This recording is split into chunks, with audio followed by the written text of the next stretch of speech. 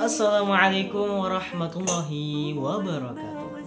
Halo semuanya, perkenalkan nama saya Fikri Prasetya Nazwa Adina. Saya jurusan Pendidikan Agama Islam kelas khusus internasional Fakultas Tarbiyah dan Ilmu Keguruan dengan NIM 25111011002. Jadi pada kesempatan kali ini, pada video kali ini, Fikri akan menjelaskan tentang materi sejarah pendidikan Islam pada masa Khulafa Ar-Rasyidin. Jadi Fikri akan menjelaskan bagaimana perkembangannya dan penurunannya pendidikan pada zaman itu. Mungkin untuk para penonton yang menonton video Fikri, untuk bisa like video ini apabila video ini bermanfaat, dan apabila video ini tidak bermanfaat, tidak menambah wawasan kalian, tidak memberikan faedah, bisa di skip. Dan apabila memberikan faedah, maka bisa di share, itu bisa menjadi pahala jariah untuk kalian semua. Jadi mungkin ini opening dari Fikri. Enjoy in the next video. Bye bye. Kita lanjut teman-teman ke pembahasan. Jadi pada masa Khulafa Ar-Rasyidin, pendidikan pada masa itu tepatnya 40 tahun setelah wafatnya Nabi Muhammad SAW, dunia itu berubah lebih cepat dari yang kita bayangkan. Di tangan 4 pemimpin yang amanah, bukan hanya wilayah Islam yang meluas, akan tetapi juga fondasi pendidikan yang kelak melahirkan pendidikan yang gemilang. Inilah masa ketika dijaga dengan pengorbanan, ketika masjid-masjid menjadi universitas, dan ketika para khalifah menjadi guru yang memimpin dengan keteladanan. Mari kita kembali ke zaman Khulafa Ar-Rasyidin teman-teman, yang mana bukan hanya masa perluasan wilayah saja, akan tetapi juga masa penting ketika sistem pendidikan mulai dibangun secara luas, secara serius. Jadi kodifikasi Al-Quran, perkembangan masjid sebagai pusat pendidikan, hingga lahirnya para ilmuwan dan juga ahli fikih, semuanya berasal daripada zaman ini. Dalam video ini, kita akan menelusuri bagaimana pendidikan berkembang di era para khalifah, apa yang membuatnya istimewa, dan apa relevansinya bagi pendidikan Islam pada hari ini.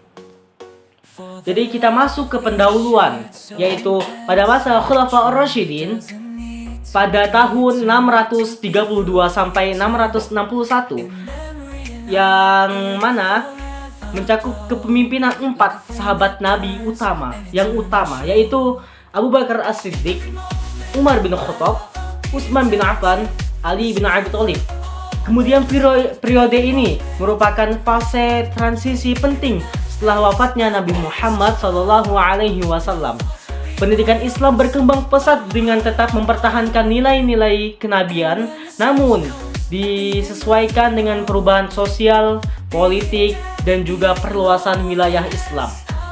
Dan yang kedua, fakta sejarah pendidikan pada masa Khulafa Ar-Rasyidin, yaitu A. Melanjutkan tradisi pendidikan Nabi Muhammad SAW. Lembaga pendidikan awal seperti khutab, masjid, dan halaqah tetap menjadi pusat pembelajaran. Masjid Nabawi tetap menjadi model universitas pertama dalam Islam, tempat belajar Al-Quran, fikih, akhlak, hingga administrasi pemerintahan. Kemudian kita masuk ke poin yang kedua. B. Kodifikasi dan penjagaan Al-Quran. Abu Bakar As-Siddiq itu kodifikasi Al-Quran pertama setelah perang Yamamah. Banyak sekali penghafal Al-Quran yang gugur pada perang itu. Atas usulan Umar, Abu Bakar memerintahkan Zaid bin Sabit mengumpulkan seluruh ayat menjadi satu mushaf. Ini menjadi tonggak sejarah standarisasi teks Al-Quran. Dan kemudian Utsman bin Affan, mushaf standar Utsmani. Melihat perbedaan bacaan di wilayah-wilayah baru, Utsman menyalin mushaf standar dan juga mengirimkannya ke berbagai daerah. Ini mencegah perpecahan dan juga menjaga keaslian pendidikan Al-Quran. Yaitu kita lanjut ke poin ketiga, yaitu C. Perluasan lembaga pendidikan. Masjid-masjid di Kufah, Basrah, Damaskus, dan juga Mesir berkembang menjadi pusat keilmuan yang baru. Banyak sahabat senior menjadi guru di wilayah-wilayah tersebut. Antara lain, Abdullah ibnu Mas'ud di Kufah, Abdullah ibnu Abbas di Makkah, dan kemudian di Kufah, dan Abdullah ibnu Umar di Madinah. Kemudian kita lanjut ke poin yang keempat, yaitu D. Pada masa pendidikan, administrasi, dan pemerintahan. Pada masa Umar, pendidikan diarahkan juga pada administrasi keuangan atau biasa kita sebut yaitu Baitul Mal. Tata kelola negara, militer, dan strategi. Umar membentuk Diwan, lembaga administrasi yang melatih pegawai dan pemerintah. Kemudian kita lanjut ke pembahasan ketiga, yaitu prinsip-prinsip pendidikan Islam pada masa Khulafaur Rasyidin. Pendidikan berbasis wahyu, dalam kurung Al-Quran dan juga Sunnah. Pendidikan berorientasi akhlak. Pendidikan melalui keteladanan pemimpinan. Perluasan akses pendidikan dan semangat ijtihad dan dialog ilmiah, serta keseimbangan ilmu agama dan juga ilmu sosial dan politik. Kita lanjut ke poin yang keempat, pembahasan yang keempat, yaitu relevansi pendidikan pada masa Khulafaur Rasyidin di era modern. Kita ke poin pertamanya, yaitu A. Kurikulum yang relevan dan kontekstual. Umar memperhatikan ijtihad sesuai kebutuhan zaman tanpa meninggalkan nas. Ini relevan untuk pembaruan kurikulum pendidikan Islam, integrasi ilmu agama dan ilmu modern. Lalu kita lanjut ke poin kedua, yaitu B. Standarisasi dan validasi ilmu. Upaya kodifikasi Al-Quran menginspirasi standarisasi kurikulum. Pentingnya dokumentasi ilmiah, menjaga keaslian sumber pengetahuan.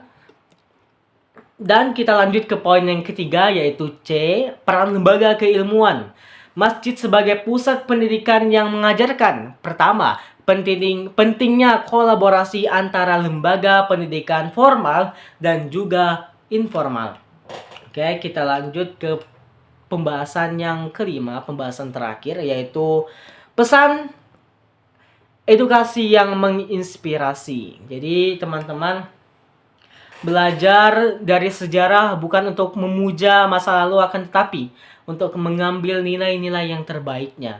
Kemudian para khalifah membuktikan bahwasanya pendidikan bukan tugas guru semata, tetapi pemimpin dan masyarakat. Kemudian kodifikasi Al-Quran mengajarkan pentingnya menjaga ilmu secara profesional dan ilmiah. Kemudian saya ingin menyimpulkan dari apa-apa saja yang telah saya sampaikan. Pendidikan pada masa Khulafaur Rasyidin adalah fondasi kokoh bagi perkembangan ilmu dan peradaban Islam.